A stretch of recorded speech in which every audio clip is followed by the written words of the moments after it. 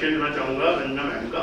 Shrimati Ranjana ma'am जो हैं, इन्होंने सौराखाल जो है गवर्नमेंट इंटरमीडिएट कॉलेज से इंटरमीडिएट किया और 2009 आपने as a review officer Uttarakhand secretariat में ज्वाइन किया था। आपको आपकी कर्तव्यपरायणता, उत्कृष्ट कार्यों के लिए आपको मुख्यमंत्री उत्कृष्ट एवं सुशासन पुरस्कार से भी आपको सम्मानित किया गया है।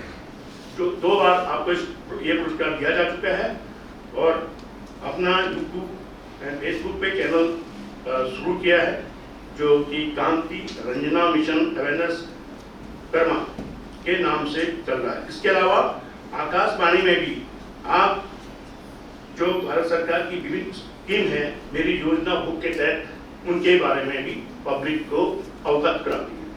मेरा सादर प्रणाम। मैं यहाँ पर बहुत बड़ी जानकारी नहीं देना चाह रही, बहुत छोटी जानकारी देना चाह रही हूँ, लेकिन बहुत जरूरी। तो मैं इस प्रेजेंटेशन को आगे बढ़ाने से पहले सबसे पहले तो मैंने आप लोगों की जो इंटरेस्ट है, क्योंकि मुझे जो बताया गया था कि आप सब लोग रिटायर्ड होने वाले हैं, तो मैंने आप लोगों के इंटरेस्ट को 5 भागों में डिवाइड किया है। पहली बात तो आप लोगों में से कुछ लोग ऐसे होंगे जो घर में जाना चाहते हैं और घर में अपना टाइम फैमिली के साथ स्पेंड करना चाहते हैं, और हो सकता है कि आप में से कुछ लोग ऐसे हों जो घर में जाना चाह रहे हैं। आपको लगता है कि आपके पास पैसा आ गया है रिटायरमेंट का, आप उसको सुरक्षित तरीके से इन्वेस्ट करना चाहते हैं। और इन्वेस्ट भी हो सकता है या तो आप किसी स्कीम में इन्वेस्ट करें जो सेफ हो, और दूसरा आप में से कुछ लोग ऐसे होंगे जो लैंड खरीदना चाहते हैं। कुछ लोग ऐसे हो सकते हैं आप में से जो स्वरोजगार करना चाह रहे हैं। आप में से कुछ लोग ऐसे भी हो सकते हैं जो रोजगार भी करना चाह रहे हो, और कुछ ऐसे भी हो सकते हैं जो चाहते हैं कि नहीं अब मैंने बहुत सर्विस कर ली है, मैं कुछ सामाजिक सेवा भी कर सकता हूँ। उन लोगों के लिए इस बुक में क्या है वो मैं थोड़ा एक्सप्लेन करूंगी। और 5वें व्यक्ति वो भी हो सकते हैं जो घूमना चाहते हैं। हो सकता है कुछ ऐसे व्यक्ति वो अध्यात्म की ओर जाना चाहते हैं, ये भी हो सकता है। इसमें ऐसा क्या है जो जिसका आप लोग बेनिफिट ले सकते हैं। तो सबसे पहले चलती हूँ मैं कि जब आप सब लोग घर जाएंगे तो घर में आपके बच्चे होंगे, नाती पोते भी हो सकते हैं। उन लोगों को एक बेसिक चीज जरूर बताइएगा जिसको मैं एक उदाहरण से एक्सप्लेन करना चाह रही हूँ। एक लड़का था जिसका सिलेक्शन हुआ था, जनरल कैटेगरी का लड़का था। आर्थिक रूप से कमजोर वर्ग का एक आरक्षण मिलता है, 2019 से लागू है ऑल ओवर इंडिया में, सबको पता है 10% आरक्षण मिलता है। अब क्या हुआ, उस लड़के ने अपना EWS का सर्टिफिकेट बनाया। EWS का सर्टिफिकेट बनाया उसने फरवरी में। कब बनाया? फरवरी में सर्टिफिकेट बनाया। अप्रैल में वैकेंसी आई, मई तक उसकी लास्ट डेट थी। उसने फॉर्म जमा कर दिया उसने, एग्जाम दिया, फाइनल सिलेक्शन भी हो गया उसका, सब कुछ हो गया। अब क्या हुआ, लास्ट में जब हम फाइनल सिलेक्शन होता है तो अंतिम चयन से पहले सबके डॉक्यूमेंट्स वेरिफिकेशन होते हैं। अब जब डॉक्यूमेंट्स वेरिफिकेशन हुए थे तो उसका सिलेक्शन कैंसिल हुआ। अब सिलेक्शन कैंसिल पता क्यों? जो आर्थिक रूप से कमजोर वर्ग का प्रमाण पत्र होता है वो 1 वित्तीय वर्ष के लिए होता है। अब आप समझ गए, 1 वित्तीय वर्ष के लिए होता है। 1 वित्तीय वर्ष मतलब 1 अप्रैल से 31 मार्च तक। अब जो जैसा हम लोग गवर्नमेंट सर्विस में हम लोगों को पता है कि वित्तीय वर्ष क्या होता है, लेकिन अगर आप अपने बच्चों से पूछेंगे ना, उन्हें कोई मतलब नहीं है इस बात से, उन्हें 31 से मतलब होता है, क्योंकि हम उस प्रोसीजर से, वो लोग उस प्रोसीजर से नहीं गुजरे होते। तो क्या हुआ कि उस बच्चे ने फरवरी में बनाया। अब उसके दिमाग में क्या रहा कि मेरा फरवरी अगले साल तक वैलिड, आप समझ गए। उसके बाद वो बच्चा हाई कोर्ट गया, कहीं से कोई रिलैक्स नहीं मिलता है। क्यों नहीं मिलता है? क्योंकि जब हम फॉर्म को सबमिट करते हैं तो उसमें लिखा रहता है कि हमने पूर्ण रूप से पढ़ लिया है, समझ लिया है। ये बहुत छोटी जानकारी है लेकिन बहुत जरूरी है, बहुत जरूरी। और इस किताब में हमने सिर्फ इसी सर्टिफिकेट के बारे में नहीं, हर सर्टिफिकेट के बारे में ऐसे ही लिखा। तो ये चीजें अगर आप घर जाएंगे तो प्लीज आप अपनी फैमिली के जो भी आपके बच्चे हों, नाती पोते हैं और लोग, उन लोगों को जरूर बताएं। जो मतलब मैंने बहुत बेसिक चीजें बताई हैं लेकिन बहुत जरूरी है, बहुत ही जरूरी। दूसरा यहाँ पर जो मैं थोड़ा एक्सप्लेन करना चाह रही हूँ स्थायी निवास प्रमाण पत्र के बारे में। चाहे आप लोग हिमाचल के हो, चाहे आप लोग उत्तराखंड के हो, चाहे उत्तर प्रदेश के हो, किसी भी स्टेट के हो, स्थायी निवास प्रमाण पत्र एक बेहद जरूरी दस्तावेज। क्यों जरूरी है? जब भी आप ये बोलते हैं ना कि हम यहाँ के स्थायी निवासी हैं, वो कौन प्रमाणित करता है? स्थायी निवास प्रमाण पत्र। और जब भी किसी भी स्टेट में वैकेंसी आती है, उस स्टेट की वैकेंसी का बेनिफिट लेना होता है, उसके लिए क्या जरूरी है? स्थायी निवास प्रमाण पत्र। अगर आपको किसी भी स्टेट की स्कीम का बेनिफिट लेना है, उसके लिए क्या जरूरी है? स्थायी निवास प्रमाण पत्र। जैसे मैं रंजना हूँ, मुझे क्या कौन प्रमाणित करता है? आधार कार्ड सबसे बेसिक दस्तावेज है ना। अगर मेरे पास आधार कार्ड ही ना हो तो शायद अगर मैं कहीं बाहर जाऊँ तो मुझे एंट्री भी नहीं करेंगे। जितने भी अभिलेख होते हैं वो हमेशा प्रमाणित करते हैं। तो स्थायी निवास प्रमाण पत्र के बारे में इसलिए बोल रही हूँ क्योंकि ये सब जगह बहुत ही बेसिक दस्तावेज है। और इसमें जो मैं आपको दिखाना चाह रही हूँ ना कि ये चीज़ें हमने लिखी हैं, जैसे सर ने आपको बताया था ना कि कैसे बनाना है। कई लोगों को ये पता नहीं होता कि बनाना कैसे। देखो जैसे मैंने बोल दिया कि स्थायी निवास प्रमाण पत्र बना दो भाई अपने बच्चों का। अब बोलना कितना आसान है, अब देखो बोलना कितना आसान है, लेकिन बनाओगे कैसे? बनाओगे कैसे? क्या क्या कागज आपको चाहिए? कहाँ पर आप लोग अप्लाई करेंगे? अप्लाई करने के दौरान आपके पास क्या डॉक्यूमेंट्स पहले से ही होने चाहिए ताकि आप जब अप्लाई करें तो आपका डॉक्यूमेंट्स बने। इस चीज को हमने इस किताब में लिखा और हर डॉक्यूमेंट्स, हर प्रमाण पत्र के बारे में हमने ऐसे ही लिखा है इस किताब में, और सारे प्रमाण पत्रों के बारे में लिखा है। दूसरा मैं एक चीज और कहना चाहूंगी कि जब आप घर में जाएं तो अपने बच्चों के ना सारे डॉक्यूमेंट्स बनवाएं, बच्चों के हो या नाती पोतों के हो, सारे डॉक्यूमेंट्स का मतलब देखो, सबसे पहला जन्म प्रमाण पत्र, स्थायी निवास प्रमाण पत्र, आधार कार्ड, पैन कार्ड, बैंक खाता, इसके साथ ही साथ परिवार रजिस्टर की नकल लेना। परिवार रजिस्टर के बारे में आप लोग जानते हैं क्या होता है? परिवार रजिस्टर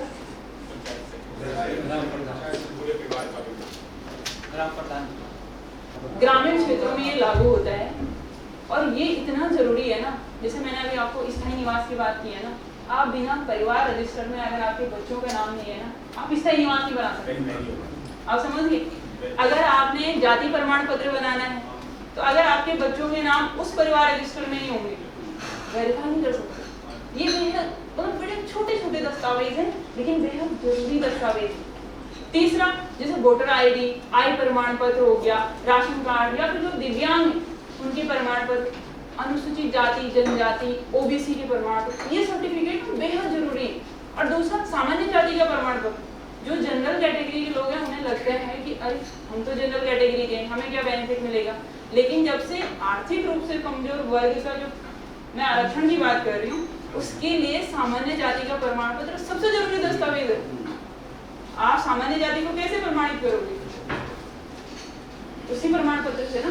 तो ये प्रमाण पत्र होने बेहद जरूरी है। और दूसरा क्या है, इन प्रमाण पत्रों में एक ही नाम, जैसे मैं अपनी बात करती हूँ, मेरा नाम कहीं पर रंजना है, कहीं पर गलती से ना RANJINA हो गया, मतलब बहुत छोटी मिस्टेक है, लेकिन ये इतनी प्रॉब्लम करती है,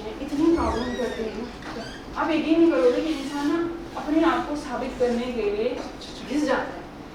और मैं आपको एक उदाहरण दे रही हूँ। एक व्यक्ति था, वो एक्सपायर हो गया। उसने क्या किया, उनकी जो पत्नी का नाम था, जो उनके डॉक्यूमेंटेशन थे, उनकी पत्नी का नाम नंदिनी उन्होंने लिखा है। और जितने भी डॉक्यूमेंट्स थे, जितने भी उनकी वाइफ के नाम पर डॉक्यूमेंट थे, उसमें उसका नाम है नंदिनी। आप समझ, नंदिनी। और वहां उन्होंने क्या लिखवाया था? नंदिनी। अब क्या हुआ, वो बेचारे एक्सपायर हो गए।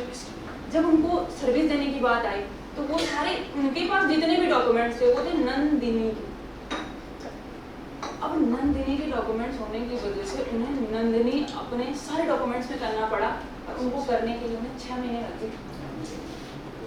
और ये भी वो इसलिए कर पाए, आप अगर आधार का रूल पढ़ोगे ना, आधार के रूल के अनुसार आप अपना नाम सिर्फ एक बार चेंज कर सकते हो, डेट ऑफ बर्थ सिर्फ एक बार चेंज कर सकते हो, बार बार नहीं कर सकते हो। और उन्होंने इसलिए चेंज कर दिया क्योंकि उन्हें पढ़ना नहीं था आगे। आप समझ, उन्हें पढ़ना नहीं था तो उन्होंने कर दिया कि चलो ठीक है, मुझे नौकरी किसी तरह से मिल जाए। तो मैं देख रही हूँ कि एक शब्द कितना जरूरी होता है। और ये महिलाओं के मामले में बड़ा संवेदनशील है, क्योंकि महिलाओं की कास्ट चेंज हो जाती है ना, यहाँ से वहाँ, वहाँ से वहाँ।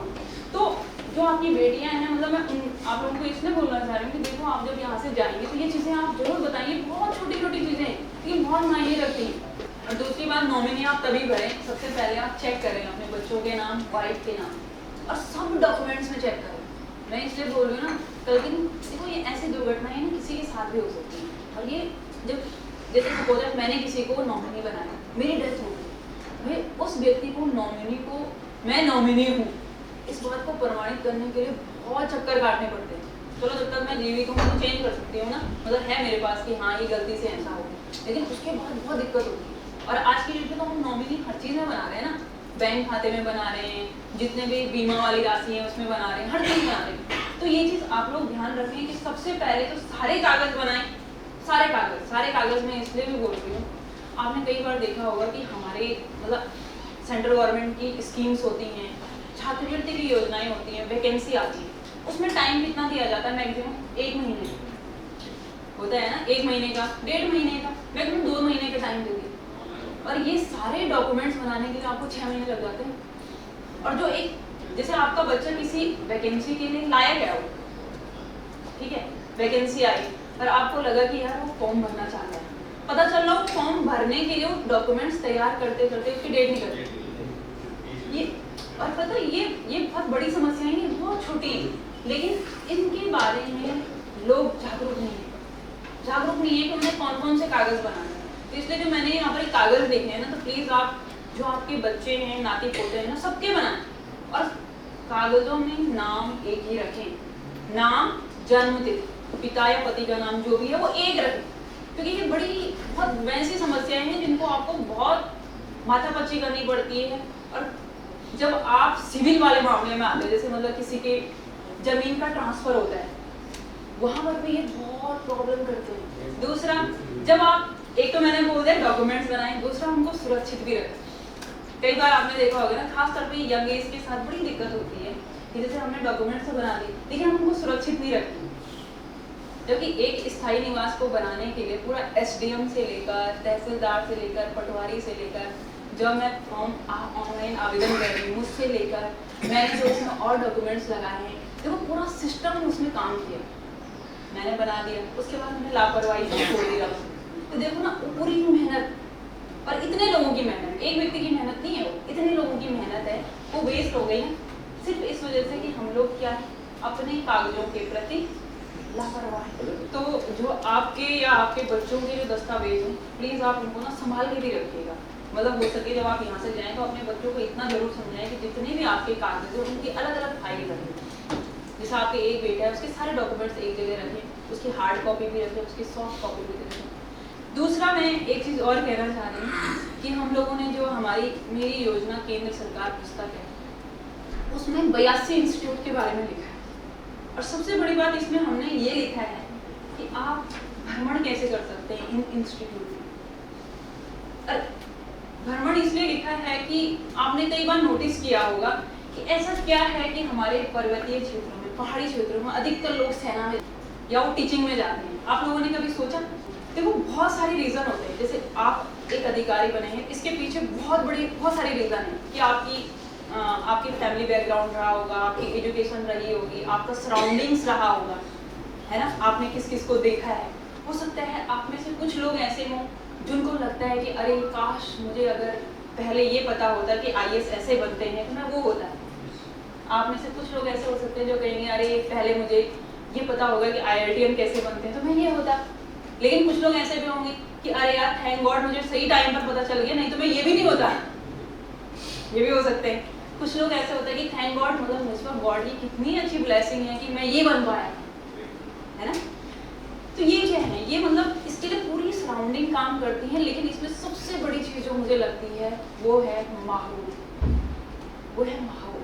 क्या होता है कि हम जो देखते हैं हम वही बनने की कोशिश करते हैं।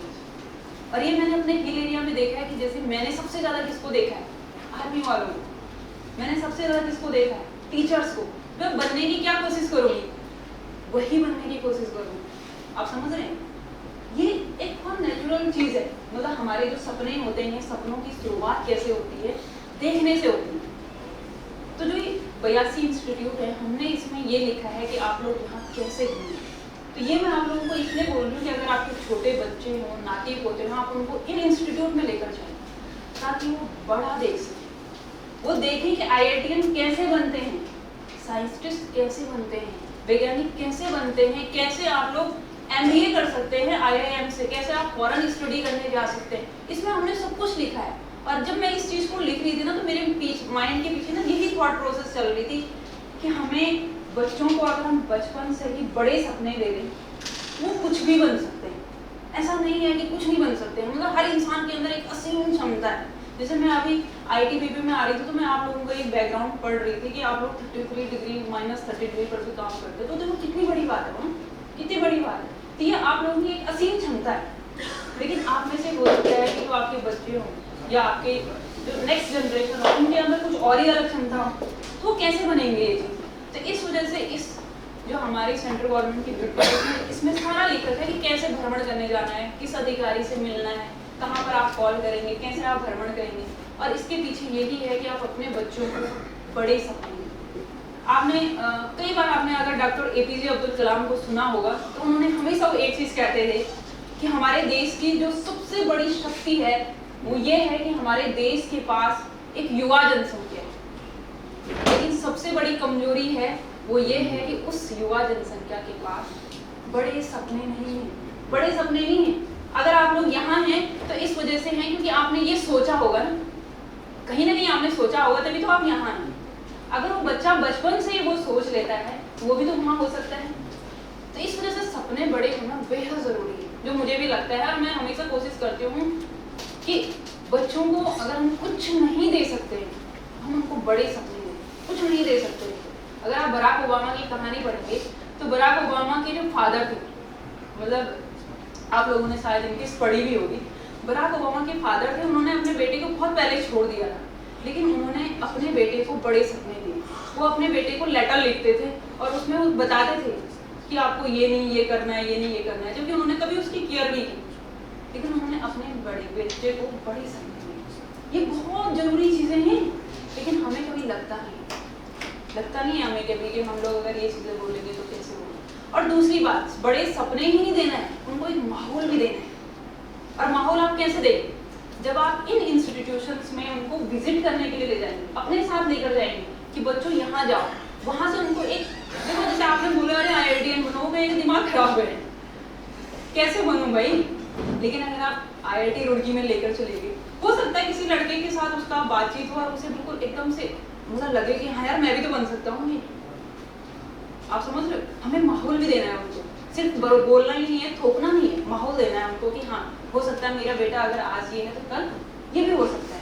तो ये जो सेंट्रल गवर्नमेंट की जो हमारी बुक है, उसमें हमने इस चीज़ को लिखा है कि कैसे आप लोग वहाँ पर विजिट करने जाएं, और ज़रूर जाएं।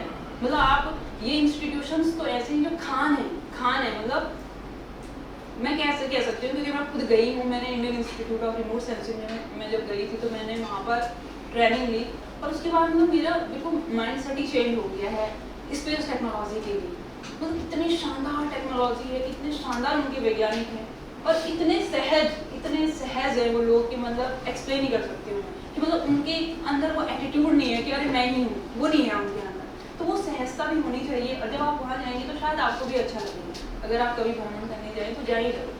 आप में से कुछ लोग ऐसे होंगे जो चाहते हैं कि जो आपके पास पैसा है, मतलब रिटायरमेंट का जो फंड है, उस फंड को आप किसी अच्छी स्कीम में लगाएं ताकि आपको एक अच्छा ब्याज मिले रिटर्न। तो एक स्कीम है वरिष्ठ नागरिक बचत योजना। बहुत सारे लोग अगर अवेयर होंगे, आप लोग जानते हैं, कुछ लोग जानते होंगे या कुछ नहीं जानते होंगे, तो मैं उनको बता दूँ। वरिष्ठ नागरिक बचत योजना है, ये पोस्ट ऑफिस में भी होती है और बैंक में भी, और इसमें 8.2% ब्याज मिलता है, और वो 3 माही में मिलता है। जैसे अगर और इसमें लिमिटेशन है 1,000 रुपये से लेकर 30 लाख तक आप जमा कर सकते हैं। 3 महीने में आपको ब्याज मिलेगा, हर 3 महीने आपको इसके अंतर्गत ब्याज मिलेगा, और 5 साल के लिए आप मतलब फर्स्ट आपकी जो एफडी होगी वो 5 साल के लिए होगी, 3 साल आप इसको एक्सटेंड कर सकते हैं। नॉमिनेशन की बात आती है तो उसमें नॉमिनेशन भी आपको कराना ही होगा, और प्रॉपर तरीके से। जैसे सर ने बताया कि आप लोगों को कम से कम नॉमिनेशन पहले करना बहुत जरूरी है कि जो नाम आप लिखोगे वो सही है या नहीं है। ठीक है, एक तो ये है जिसको आप लोग मतलब जो मुझे लगता है कि आपको करना चाहिए। दूसरा है प्रधानमंत्री सुरक्षा बीमा योजना। ये इसमें एज लिमिट है 18 से 70 वर्ष के नाम पे। इसमें आप लोग भी आते हैं, आप सब लोग आते हैं। अगर आप लोगों ने की है तो बहुत अच्छी बात है, अगर नहीं की है तो इसको कीजिएगा। और इसमें ना 20 रुपये जाता है एक साल का। 2 लाख एक्सीडेंटल डेथ होने पर बीमा मिलता है। इसमें मतलब ये नहीं है कि गरीब अमीर का कोई वो नहीं है, ये सबके लिए है और इसमें आप लोग भी कवर होते हैं। और दूसरी बात मैं एक चीज़ और कहना चाहूँगी कि जब भी आप लोग ना बीमा कराएं तो इसके बारे में अपनी फैमिली वालों को जरूर बताएं, जिसको आप नॉमिनी बनाते हैं।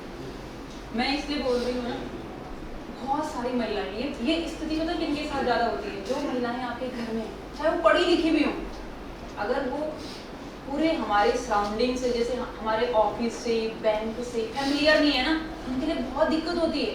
और बीमा में आपने देखा होगा कि हर बीमा में ये लिखा रहता है कि 3 महीने के अंदर या 1 महीने के अंदर आपको कागज जमा करने पड़ते हैं। कि वो आपको अपनी फैमिली को भी बताना बहुत ज़रूरी होता है कि जब ऐसी कोई दुर्घटना हो गई तो ये बीमा है।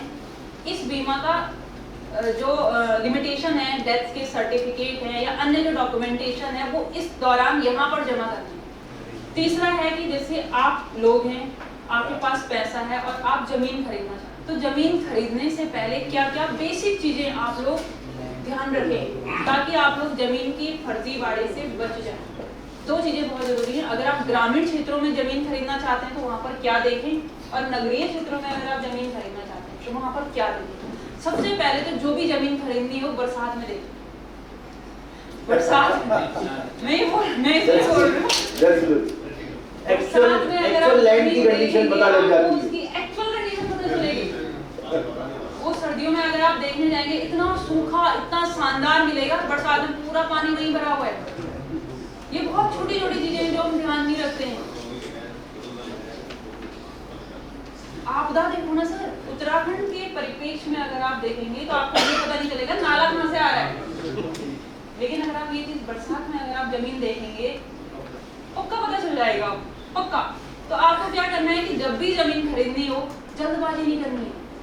पैसा बहुत मेहनत से मिलता है तो उसको इन्वेस्ट आप थोड़ा लेट में करें, कोई फर्क नहीं पड़ता है, लेकिन उसको सोच समझ के करें। और जमीन खरीदने से पहले सबसे पहले क्या करें, जमीन खरीदने से पहले बरसात में देखें, जब सूखा हो जाएगा उसके बाद उसके और डॉक्यूमेंट दें। ये तो क्लियर हो गया।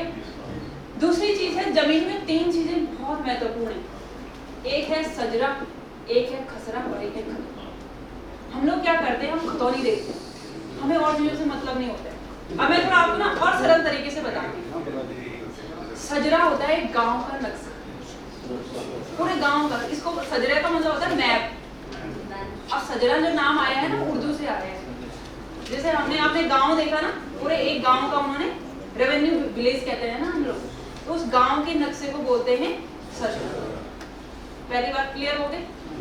दूसरा आता है खसरा। अब गांव में आपने देखा होगा कि एक बड़े बड़े खेत होते हैं, ठीक है।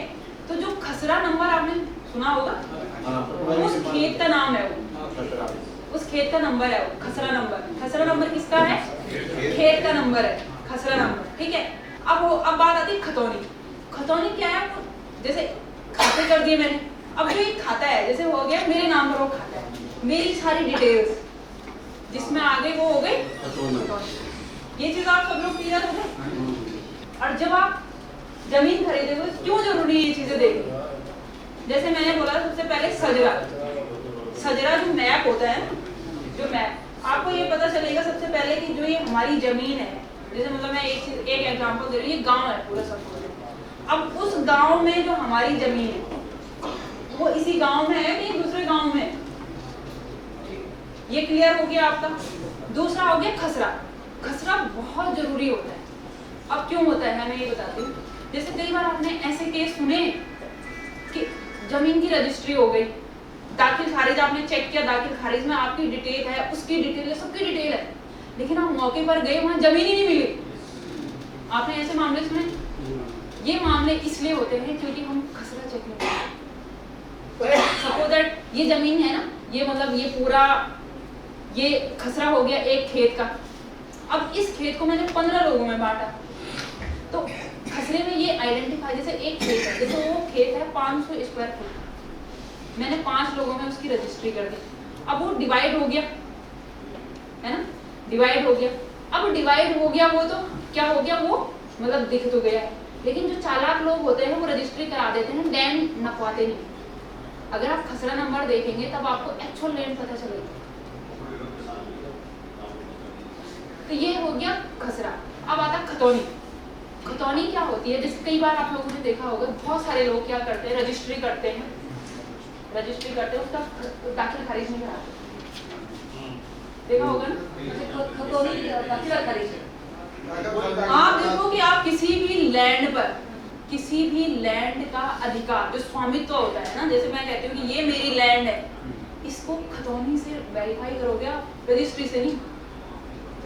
अधिनियम की बात मैं इसलिए कर रही हूँ कि जब आप ऐसे मामले क्या होते हैं कि कोर्ट में चले जाते हैं, तो जो मैं बोल रही स्वामित्व की बात ना, स्वामित्व का एक ही अभिलेख है, वो खतौनी ये वेरीफाई करती है कि ये आपका स्वामित्व है एक्ट के आधार पर।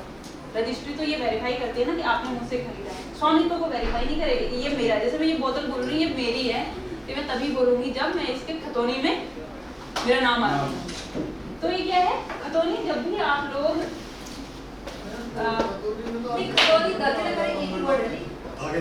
दाखिल खारिज प्रक्रिया है, खतौनी उसका आउटकम है। देखो दाखिल और खारिज, दाखिल का मतलब है किसके नाम, जिसने खरीदी है उसके नाम, और खारिज का मतलब है जिसके नाम से खारिज हुई है, और खतौनी उसका आउटकम है। नेक्स्ट इसके सिवाय आपको निकालना है 20 साल।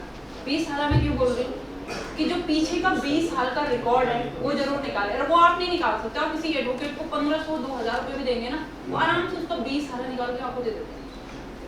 बहुत बड़ी बात नहीं है, बहुत छोटी चीजें हैं जो बहुत जरूरी है। और 20 साल निकालने से आपको ये पता, कई बार आपने देखा होगा ना, एक रजिस्ट्री 4 लोगों को हो जाती है। ये इसका कारण है कि उन लोगों ने 20 साल नहीं निकाला उसका, ये उसका सबसे बड़ा कारण है, क्योंकि पता नहीं चलता है ना अगर वो पीछे की डिटेल्स नहीं निकालते हैं। इस वजह से 20 साल भी जरूरी है। दूसरा, आपको मौके पर पैमाइश करवाने की जरूरत है, पटवारी को ले जाके पैमाइश करवानी बहुत जरूरी है लैंड, जिस लैंड को आप खरीद रहे हो। और तीसरा है कि उस लैंड में क्या वो बंधक तो नहीं है। बंधक 2 प्रकार से हो सकती है। एक तो आपने देखा होगा जैसे कोई लोग वो लेते हैं, लोन लेते हैं, तो लोन के सापेक्ष वो बंधक होती है।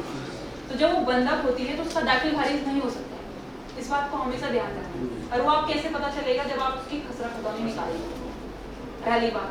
दूसरी बात, बंधक को दूसरे तरीके से कैसे हो सकती है, जैसे आपने कई बार देखा होगा मुकदमे होते हैं, तो मुकदमे में हम किसी के गवाह बनते हैं, नहीं गवाह बनते तो हम क्या करते हैं कि वो हमारी हैसियत के आधार पर हमसे कागज देते हैं, तो हम क्या देते हैं, डॉक्यूमेंट दे देते हैं। तो कुछ लोग जमीन के दे देते हैं, तो आपको पता नहीं चलता है ना, आपको पता नहीं चलता है कि वो, और कल के दिन पता चल रहा है कि वहाँ आप ही को वहाँ कोर्ट में बुला देंगे। ये बहुत छोटी चीज़ें हैं लेकिन बहुत जरूरी है, तो इन चीज़ों का भी ध्यान रखें। तीसरा, आपको ये भी देखना है कि कहीं उस जमीन पर विवाद तो नहीं, जो आपकी नज़दीकी कोर्ट है वहाँ पर एक बार जाएं, जो नज़दीकी बैंक है वहाँ पर जाएं, और इस मतलब वहाँ से एक एनओसी भी मिलती है। ये चीज़ें हमने पुस्तक में भी लिखी, जो रेवेन्यू राजस्व विभाग है ना, मतलब इसको जो मैं आपको बरसात वाला बोल रही हूँ वो तो नहीं लिखा है हमने, क्योंकि ये कॉमन है, वो ये प्रैक्टिकल चीज़ें हैं। लेकिन जो और डॉक्यूमेंट, जैसे आपने बोला दाखिल खारिज कैसे करते हैं, रजिस्ट्री कैसे करते हैं, जमीन का डिमार्केशन कैसे करते हैं, तो हमारे पहाड़ी इलाके में सबसे बड़ी समस्या आज की डेट में पता क्या है, वो है गोल खाते। आपके दादा के नाम पर जमीन है, पापा के नाम पर जमीन है, आपके नाम पर जमीन आ गई, पता ही नहीं जमीन कौन सी है, चकबंदी नहीं है। अब देखो क्या हो रहा है कि हमने उसका कभी डिमार्केशन नहीं किया। अब उसकी प्रॉब्लम पता कहाँ आ रही है, प्रॉब्लम आ रही है जैसे हमारी सड़क जा रही है, खेत चला गया, मुआवजा मिल ही नहीं रहा है, मिल ही नहीं सकता है। मेरे साथ भी हुआ है। वो मुआवजा क्या हो रहा है, गोल खाते में जितने लोगों के नाम है उनको चला जाता है, उनको चला जाता है। वो तो मर गए, आप ही देखो ना। तो इसके लिए बहुत जरूरी है जमीन का डिमार्केशन करना, और उसको भी हमने इसमें लिखा है किताब कि कैसे आपको करना है, क्या प्रक्रिया है, कितने उसकी फीस लगती है, ये सब हमने किताब में लिख रखा है। आप देखोगे, मैं आपको ये वेबसाइट पे दिखा देती हूँ, अगर आप उत्तराखंड में देखोगे ना, एक भूलेख है, भूलेख आप जानते हो, एक दूसरा है ये ई रजिस्ट्रेशन, अब इसमें अगर आप यहाँ पर देखोगे ना कौन से विवाद है, प्रोहिबिटेड, बैन, खसरा प्रॉपर्टी, यहाँ पर लिख रखा है। नेक्स्ट है आपका ये जो आप कह रहे हैं ना लैंड यूज, जो आप 20 साल की बात कर रहे हो ना, अगर आपको होनी चाहिए, आप यहाँ से भी देख सकते हैं कि उसका लैंड यूज क्या है उस क्षेत्र का। लैंड यूज का मतलब आप जानते हैं, मैं आपको एक चीज इसलिए बता रही हूँ, जब आप नगरीय क्षेत्रों में लैंड लेना तो लैंड यूज जरूर है। आपने कई बार सुना होगा ना कि एमडीडी ने अवैध अतिक्रमण तोड़ा, लेकिन अवैध क्या है जनता को ये पता नहीं है अवैध क्या होता है। ये चीज मैं बता रही हूँ कि जो लैंड यूज है, लैंड यूज का मतलब ये जमीन किस काम की है, ये जमीन किस काम की है। और हमारे देखो स्वामित्व जमीन का फूल सोल हमारी सरकार के पास है, हम तो सिर्फ संक्रमण ही है। तो सरकार क्या करती है कि अपनी लैंड को डिवाइड करती है, इस लैंड में खेती होगी, इस लैंड में लोग रहेंगे, इस लैंड में कॉमर्शियल एक्टिविटी होगी, इस लैंड में पार्क बनेगा। ये हो गया लैंड यूज। और इसको बोलते हैं मास्टर प्लान। जैसे आपने देखा होगा एमडीडीए काम करता है, साडा काम करता है, जितने भी ये एजेंसीज है, अथॉरिटीज है, ये काम करते हैं और ये उसी के आधार पर लैंड यूज के आधार पर काम करते हैं। अब प्रॉब्लम कहाँ होती है, अगर लैंड यूज एग्रीकल्चर है, ठीक है, कृषि वाला लैंड यूज है, आपने जमीन आपने ले लिया और आपने उसमें मकान बना दिया, आप उसको रेजिडेंशियल में कन्वर्ट कर सकते हो 30%, मुझे जहाँ तक लगा 30 या 40% पैसा देकर उसको कन्वर्ट कर सकते हो, ये वर्तमान में व्यवस्था है। लेकिन अगर आपका लैंड यूज पार्क वाला है, कम्युनिटी बेस्ड का है, जैसे वहाँ पर कोई पार्क बन जाए, आप उसको कभी भी कन्वर्ट नहीं कर सकते। तो ये होता है लैंड यूज देखना। और ये आप जिस क्षेत्र में, जैसे एनडीडी के अंडर वाली क्षेत्र की लैंड अगर आप खरीद रहे हैं तो वहाँ सबसे पहले आप आरटीआई लगाएं, उस खसरा नंबर का land use with in 3 days आपको उसका जवाब मिल जाएगा, विद इन 3 डेज। ये मैं इसलिए बोल रही हूँ, जब आप लोग देखें मतलब जमीन खरीदे शहरी क्षेत्रों में तो उसका लैंड यूज जरूर चेक कराएं। अब इतना तो आप लोग क्लियर हो गए होंगे ना कि जमीन खरीदने से पहले ये चीज़ हमेशा ध्यान रखें कि ठीक है। दूसरा मैं ये चीज़ बोल रही हूँ, जैसे आप लोग सारे लोग बहुत फिट है, तो जो आपका जो ये नॉलेज है, जो आपको एक बहुत अच्छा नॉलेज है आप लोगों को फिटनेस का, उसको आप कैसे एक बिजनेस के रूप में कन्वर्ट कर सकते हैं। कि अगर आपको किसी भी चीज़ को बिजनेस के रूप में कन्वर्ट करना है तो आप उसको फर्म के रूप में रजिस्टर्ड कर सकते हैं। फर्म फर्म कैसे बनाएंगे वो हमने किताब में लिखा, जो हमारी नई योजना बुक है, कहाँ से आप फॉर्म लेकर आएंगे। अगर आपको इसका फॉर्म चाहिए होगा मैं फॉर्म भी लेकर आऊँगी, अगर आप किसी को चाहिए होगा तो फॉर्म भी लेकर आएंगे। अगर आप लोग सब लोग मिलकर एक फर्म बनाएंगे, मतलब एक कम्युनिटी बेस, मतलब जैसे आप जितने भी रिटायर्ड लोग सब लोग मिलकर एक यूनिटी बेस का फर्म बनाएं सिक्योरिटी के लिए। हाँ, मैं ये बोलना चाह रही हूँ, हमारे उत्तराखंड में क्या है ना, फिटनेस के लिए सिर्फ हमारे उत्तराखंड में क्या है, जो आप लोग हैं ना, आप डिजास्टर मैनेजमेंट में सबसे अच्छा काम कर सकते हो, सबसे अच्छा काम कर सकते हैं। नेक्स्ट ये है कि अगर आप में से कोई एडवेंचर टूर ऑपरेटर बनना चाहते हैं, जैसे आप लोगों के अंदर एडवेंचर टूरिज्म में भी आप अपने स्किल को प्रमोट कर सकते हो, तो उसके लिए आपको जो हमारी किताब है उसमें उत्तराखंड पर्यटन विकास परिषद किताब में हमने लिखा है कैसे आप टूर ऑपरेटर बन सकते हो, कैसे आप रजिस्टर्ड कर सकते हो, वो सारा हमने इसमें लिखा हुआ है इस किताब में। अगर आपको टूर ऑपरेटर बनना है, होम स्टे योजना का बेनिफिट कैसे लेना है ये भी हमने लिखा है इसमें। सूर्य घर योजना, जैसे अगर आप लोग अपने घरों में सूर्य जो सोलर लाइट वो लगाना चाहते हैं वो भी हमने इसमें लिख रखा है। दूसरा, कोई अगर आप में से जैम जेली मुरब्बा का प्रोसेसिंग करना चाहते हैं और अगर कोई आप लोग इनमें से स्वरोजगार करना चाहते हैं तो उसके लिए भी हमने इसमें प्रधानमंत्री सूक्ष्म खाद्य उद्यम उन्नयन योजना लिखी है। तीसरा है ऐसे लोगों के लिए जो रोजगार करना चाहते हैं। आप में से कुछ लोग ऐसे हो सकते हैं कि जो मतलब रिटायरमेंट के बाद लग रहे हैं, उन्हें लगता है कि हाँ मैं कहीं काम आ सकता हूँ। तो देखो, भारत एक उत्तराखंड सरकार का पोर्टल है NSDC और दूसरा है भारत सरकार का पोर्टल नेशनल करियर सर्विस। यहाँ पर आपको अपना रजिस्ट्रेशन करना है। इस रजिस्ट्रेशन के बाद इसमें दोनों लोग हैं, इसमें एम्प्लॉयर भी है और एम्प्लॉयमेंट देने वाले भी, तो वो आपके बायोडाटा को चेक करते हैं और आपसे डिस्कस करते हैं। नेक्स्ट है एक संविदा पर हमारा खेल विभाग निकालता है। ये हैं जिनको जो स्किल्ड है खेल में।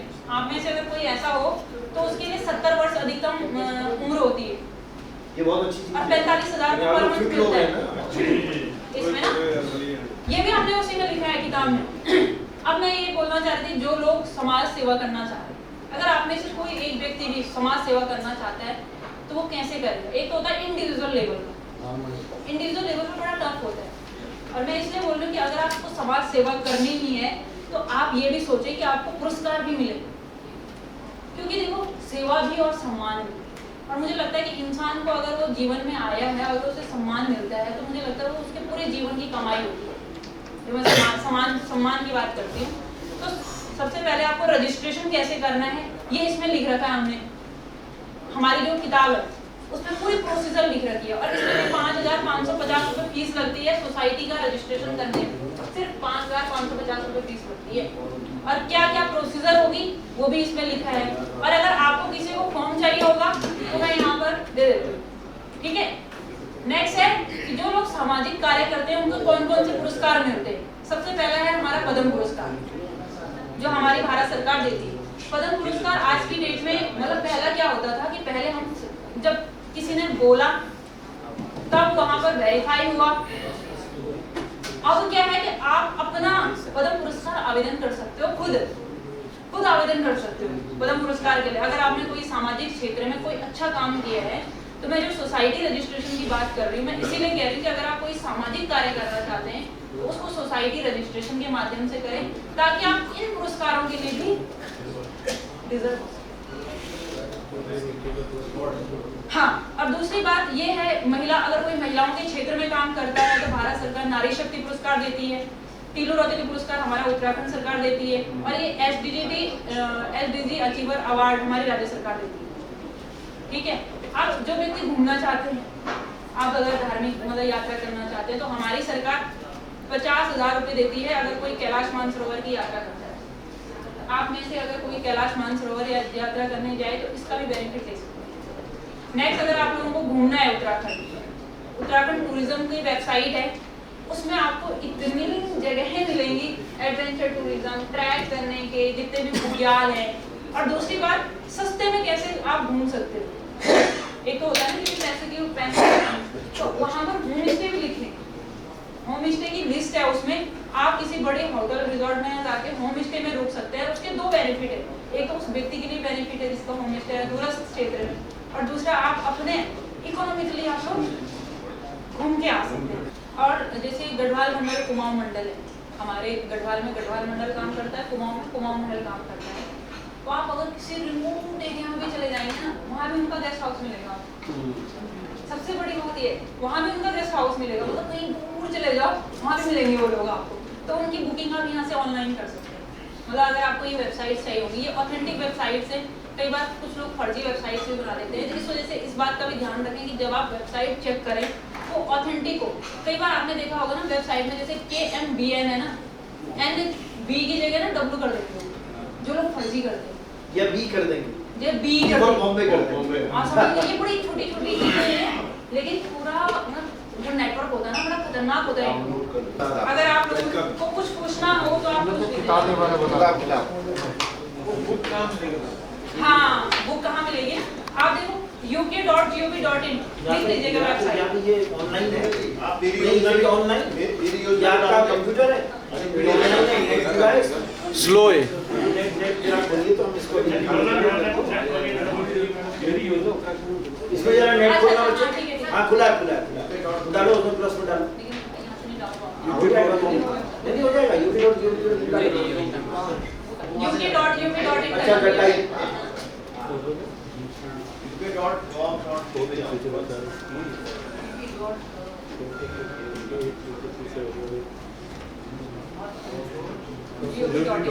एंटर कर दीजिए। कोई बात नहीं, डाउनलोड नहीं होगा तो हम आपको दिखा देंगे। मेरे पास किताबें पड़ी हैं PDF में ना, वो आप ले सकते हैं, यहीं पर ला दीजिए। ये पेन ड्राइव में देते हैं तो उनके कोर्स जो कोर्स में पढ़ाया गया है, हाँ वो सब कुछ आया। देखो अगर आपको ये किताब बहुत आसानी से पढ़नी है तो कैसे पढ़ोगे, तो आपको क्या करना है, सबसे पहले जाना है, ये हमें इसका शुरुआत है, आपको क्या करना है, यहाँ पर जाना है अनुक्रमणिका, ये दिख रही है इंडेक्स है। अब देखो समाज कल्याण विभाग की कितनी योजनाएं हैं वो हमने यहाँ लिख रखी है, ये लिख रखी है, इसका पेज लिख रखा है। दूसरा, अब आप जैसे सैनिक कल्याण देखोगे, आपने देखा पर्यटन में आपकी किताब, आपके काम की योजनाएं पर्यटन में है, आप ये फालतू नहीं देखोगे, आपको लगेगा मैं सबसे पहले कहाँ चला जाता हूँ, पर्यटन में। देखो ये है खेल विभाग, जहाँ पे मैंने वो बोला था आपको पर्यटन दिखाओ, 70 पर्यटन दिखाओ, फिटनेस वाला ना, पर्यटन। ये है। अब मैंने इसमें क्लिक किया, देखो ये है पेज नंबर इतने पर, तो मैं यहाँ पर अगर क्लिक करूंगी, हमने इसमें हाइपर लिंक भी दे दिया, ये सीधा हमारा पर्यटन में पर्यटन पहुंच खोल। गए। ठीक है, अब इसमें सारी चीजें खुल गई, जैसे होम स्टे।